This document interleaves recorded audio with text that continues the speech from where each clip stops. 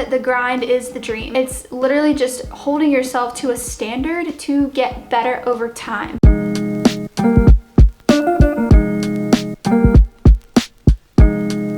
What's up everyone? Welcome back to my YouTube channel. In today's video, I really wanted to share with you how I have managed to build a routine that has, for one, reinstilled discipline in myself that I kind of lost there for a minute, and has also given me a really great foundation to carry that discipline and routine into other parts of my life to really help me navigate through a very lost feeling that I had. So if you're kind of at the point in your life where you just kind of feel like you're either drifting or you just feel like just kind of stale or just like you need something different, and I think a routine is a really great way to start because you feel like you have some sort of structure, you know what's going on for at least a portion of the day, and most importantly, it's working on yourself, and whenever you feel good, everything else can fall into place and you can handle life's little tribulations a little bit easier. I went ahead and I broke this video up into 3 different sections. So first we're going to talk about mindset, and then we're going to get into productivity and healthy eating. Go ahead, grab a snack, grab a good drink, get a cozy blanket, and let's go ahead and let's get into our mindset tips on how to build a routine. So first things first is we really have to make sure our mindset is in the right place, and starting with mindset is really going to help the routine become sustainable and actually productive, which is what we want. And the best way to do that is to start with why the heck are you even wanting to establish a routine and good habits? What is it that you're trying to achieve? Why do you feel like this is something that you need to do to go into a better direction to where you feel like you're almost in a lack of it? What is it? Why are you doing it? How are you going to benefit from it? And really asking yourself these hard questions is going to help you understand why it's so important to you and help you whenever it does get hard. Like if you're wanting to wake up earlier, that why is going to get your butt out of bed. If you don't have that why, I guarantee you, you're not going to last. You're going to get burnt out, you're going to get sick of it, and you're going to get irritable, and it's just not going to be good, and you're just going to stay where you are. And if that's what you want, that's totally fine, but I'm assuming it's not if you're watching this video. So we have to make sure we get our mind in the right place. So getting very clear on that why is going to give you almost like a compass as why you're building this routine, and give you a more deeper purpose than just that surface level of, oh, I want routine productivity. Like, okay, there's a deeper meaning behind wanting to be productive and wanting to have structure. Secondly, we have to understand that we have to enjoy becoming the best version of ourselves. So if we can't enjoy the grind, which Kobe Bryant had an amazing quote and I always remember it, he says that the grind is the dream. So being able to strive for your goals and really work towards them is the dream. That journey is the dream because you're going to go through tribulations, accomplishments that you may not experience again, and the whole point of getting to that goal or that final destination is growing throughout the process. So we truly have to enjoy becoming the best version of ourselves. Even though some days it's going to be pretty hard, you have to push through it, and that's where that why is going to come in. So definitely understanding that it is a journey, and to just enjoy it and sit back and really just soak it all in. It's gonna give you a much better mentality going into it. So this is something that I did that really helped me out trying to build a routine and create new habits, and it was to make a chart of these habits, almost like a habit tracker, but you can make it however you want. You can print one, whatever works for you. It's just a way to hold you accountable to do those things every single day and to have that satisfaction of checking it off. And you want to see all the boxes checked off. At least for me, if I see any that are not checked off, it bugs the absolute heck out of me. I don't know if anybody else is like that. Comment down below if you are. It's a really great way to hold you accountable, and if you get to the end of, say, you do it for 30 days, if you get to the end of that month and you see, okay, well, I only did this for, you know, half the month, and you can kind of evaluate why maybe that happened and you can tweak it. But honestly, having a chart is amazing because it gives you such a visual, and it's just a mini accomplishment every day, checking it off. And especially if you have someone that'll do it with you, that'll be really fun too. Mine lasted for 77 days, and that's actually a video I have coming up. It's a 77-day challenge that my boyfriend Cooper and I did, and we are on the very last week of it as I'm filming this video. So it has been such a game changer. But this is what our chart looked like, and I'm gonna tell you, it made the biggest difference for me. And in addition to a chart, or instead of a chart, you could do what's behind me right now, and that's my vision board. You can create a vision board of maybe the life that you're trying to achieve, or even just like the ideal routine, or just some quotes, or just really anything that inspires you and motivates you and supports that why. Something to just see when you get out of bed and just remember, like, okay, this is why I'm doing this. And just having that visual is so key. It can really pull you out of your head, because there's gonna be days where you're just like grumpy, you don't want to do anything, you're kind of thinking, what the heck's the point? That's also a game changer. Between that and the chart, I'm held accountable pretty much anywhere I look in our apartment.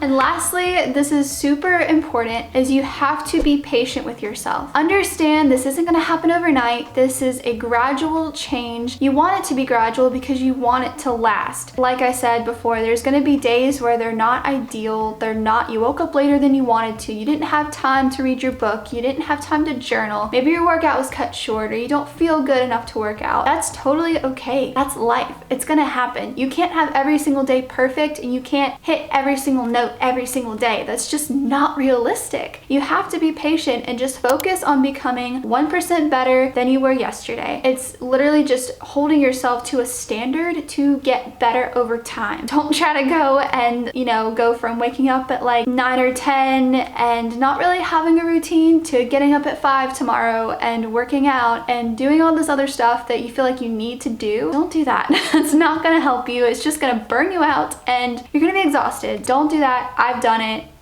You really have to figure out what works for you and take those things and make those little gradual changes. That's pretty much it for mindset. Let's get into productivity. So a big change for me whenever I was creating a routine was definitely waking up earlier. And you totally don't have to wake up super early to have a productive morning. You can wake up at 10, 11, 12, 9, I don't care. Whatever time you wake up, you can still have a productive morning, even if it's at 3 in the afternoon, I don't know, you could be a nurse and work night shifts, whatever your schedule is, or if you're just a night owl, that's fine too. You can have a productive period of time after you wake up to start your day and just feel really good about yourself and take care of yourself first thing before you address anybody else in the world. You come first, because whenever you feel good and you're taking care of yourself, you're able to handle anything that comes your way so much better. So the main thing I've done that has really helped me, and I got this idea from Matthew McConaughey. He wrote a whole book about it, but it's called Green Lights, and setting up green lights for yourself makes such a difference. Like, for example, every single night before I go to bed, after we cook dinner and we do our dishes, I always pre-brew my coffee. So whenever I'm crawling my sleepy butt to the kitchen in the mornings, I just have to hit that start button and my coffee's brewing. It's literally those little things that just make it so much smoother to just do the monotonous things that you know you need to do. It just helps you get through those. I know that putting my coffee grinds in my coffee maker isn't a big deal, or filling up the water, but like going in there and just pushing my button and walking away, it saves me time. And like, I'm so freaking tired. I don't want to do that first thing in the morning, but doing something like that, or just having if you drink tea, having your tea ready to brew, or if you read in the morning, or you want to start reading in the morning, or journaling, having your stuff right where you're gonna sit, where you enjoy your coffee, or where you're just gonna read in the morning. Just have it ready to go, so all you have to do is show up. It makes such a difference, I swear. You can also do this with your workout clothes. If you work out from home, you can go ahead and set up your space to work out in the morning, so all you have to do is press play on your video. There's so many things that you can do, and based on what you're going to want to put into your routine, how you can set those tasks up to be as easy and smooth as possible is seriously going to set you up for so much success, and it's gonna make your routine very sustainable. It feels really good to just set yourself up for success, because as they say, the next day truly begins the night before. So this is for my people waking up early. Like I said, you totally don't have to wake up early. It's not everybody's cup of tea, and that's totally fine. I am an early riser. I prefer to wake up early, and it's just kind of when I thrive, and that's just not for everybody. But if it is for you, then definitely just starting gradual and not going from waking up at 8 to waking up at like 5 or 5:30 or 4, whatever time you're wanting to wake up. You have to make it gradual, and I know it's pretty cliche, but it's so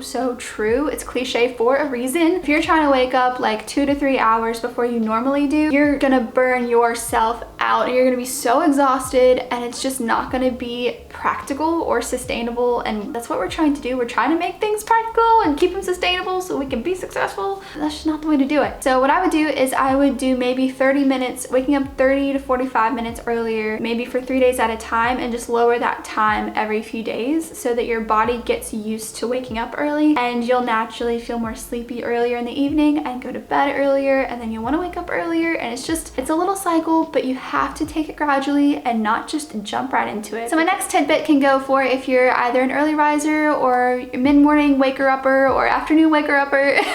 Goes for any time of day, really. It's just to have a plan for whenever you wake up, because you don't want to wake up and be like, what the heck do I do? Especially if you're getting up earlier. I've done this before. You have like an extra hour or like an hour and a half, and like it's dark and it's quiet, everyone's asleep. So have a plan of what you want to do when you wake up. So whether it's grabbing your coffee and then sitting down and reading your book for a certain amount of time, and then going and getting dressed for your workout, making your bed, just have a plan of what it is you're wanting to do so you don't wake up and throw your hands up in the air and be like, I don't know what I'm doing, I'm going back to bed. It's also really important to have something that you're excited to do when you wake up. For me, it's reading my book and cuddling with my cats. They surround me in the mornings, and we play laser and we read books and drink coffee, and it's a really great time. So I get super excited for that every single day, and that time is so precious to me. So just having something that you're excited to do, whether it's going for a walk outside or just your coffee or whatever gets you wanting to wake up and wanting to start the day. And another thing that will help with productivity is being grateful and to acknowledge the good things in our life. Starting the day off with gratitude and just positivity really helps you kickstart that day into such a good mindset, and it does remind you and bring to your attention all of the good things in life, because it's so easy to focus on the negative.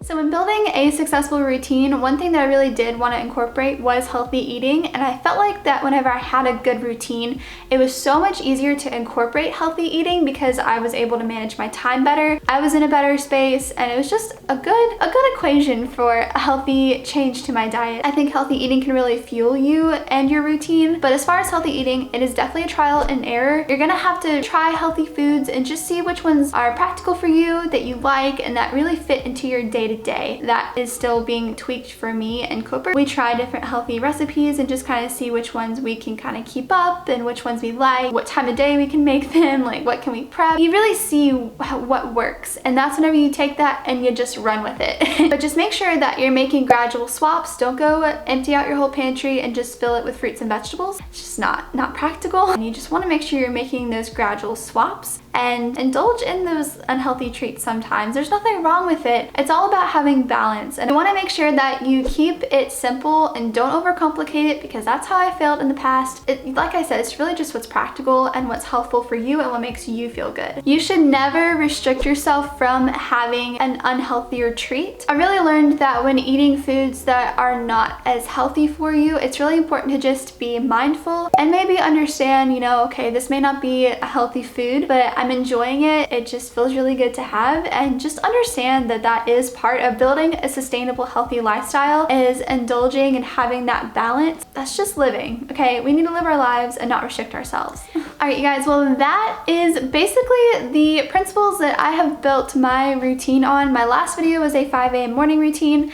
and these are just kind of the ideas and the thoughts and tidbits that I have been able to build that on, and it has really been super helpful because I just felt so lost, and I felt like I needed routine, I needed structure, and I needed to create that for myself, and that's exactly what I did. If you did enjoy the video and you found something that helped you out, please comment down below and give it a thumbs up and subscribe, and I will see you guys in my next video. Bye!